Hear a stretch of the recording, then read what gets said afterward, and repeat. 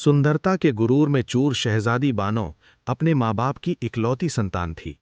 उसकी खूबसूरती के चर्चे पूरे मुल्क में थे, मगर उस खूबसूरती के साथ साथ उसका अहंकार भी उतना ही भयानक था। जब शहजादी सवारी के लिए निकलती तो पूरा शहर थर्रा उठता। लोग अपने घरों में दुबक जाते, दरवाजे खिड़कियां बंद कर लेते, दुकानदार अपनी दुकानों के पर्दे गिरा देते और राहगीर अपनी राह छोड़कर गली कूचों में छुप जाते। शाही फरमान साफ था, अगर कोई भी इंसान गलती से भी शहजादी के सामने दिख जाए तो वहीं औंधे मुंह लौटे, और जो इस फरमान का उल्लंघन करे उसकी आंखों में तपते हुए गर्म सरिये डाल दिए जाए। ये कानून सुनकर ही रूह कांप उठती थी। एक दिन शहजादी बानो का काफिला ढेरों अंगरक्षकों, सिपाहियों और घुड़सवारों के साथ बाजार से गुजर रहा था। उसी वक्त बाजार के दूसरे सिरे से एक बूढ़ा राहगीर भीतर दाखिल हो गया। वो एक गरीब मछुआरा था। उसके सिर पर मछलियों से भरी टोकरी थी। जब उसने सामने से तेजी से आते शाही काफिले को देखा तो उसके पास न भागने का वक्त था और न कहीं छुपने की जगह। अगर वो टोकरी फेंककर जमीन पर लेट जाता तो उसकी सारी मछलियां मर जाती, और वही उसकी रोजी रोटी थी। काफिला उसके बिल्कुल पास आ पहुंचा।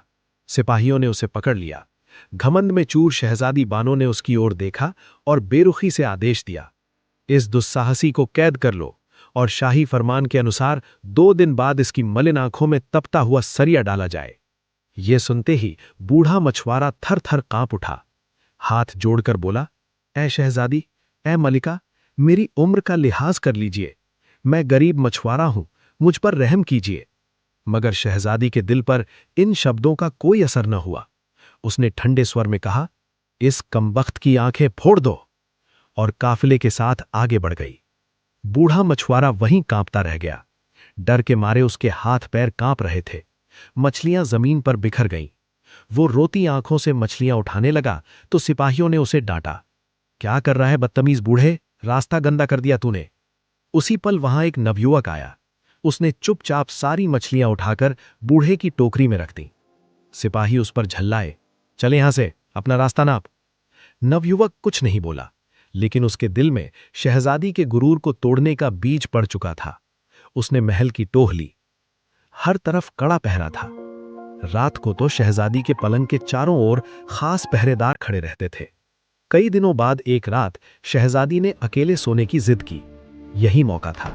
आधी रात को नवयुवक पहरेदारों को चकमा देता हुआ शहजादी के कमरे में दाखिल हुआ। कमरे में बेशुमार शाही चीजें थीं।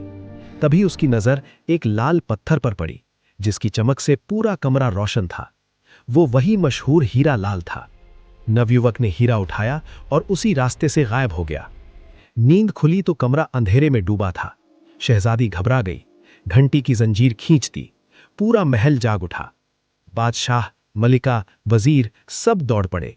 शहजादी ने रोते हुए बताया, अब्बाजान, मेरा हीरा लाल चोरी हो गया।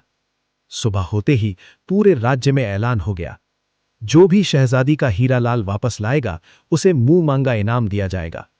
नवयुवक दरबार पहुंचा, हीरा लौटाया। इनाम में उसने मांगा बूढ़े मछुआरे की सजा माफ हो। बादशाह ने गुस्से में उसे जेल भिजवा दिया। नवयुवक मुस्कुरा रहा था। योजना अपने अंजाम की ओर बढ़ रही थी। रात में वो जेल से भाग गया और बादशाह का ताज भी चुरा ले गया। अगली रात शहजादी की मृत्यु हो गई, सांप के काटने से। मातम छा गया। मगर कहानी यहीं खत्म नहीं हुई। 4 दिन बाद कब्र से शहजादी की लाश गायब थी। वो नवयुवक ही था। वो जादूगर का बेटा था, सांप का रूप धारण कर सकता था। उसने जहर चूसकर शहजादी को जिंदा किया और सच्चाई बता दी। शहजादी का गुरूर टूट चुका था। वो पश्चाताप में डूब गई।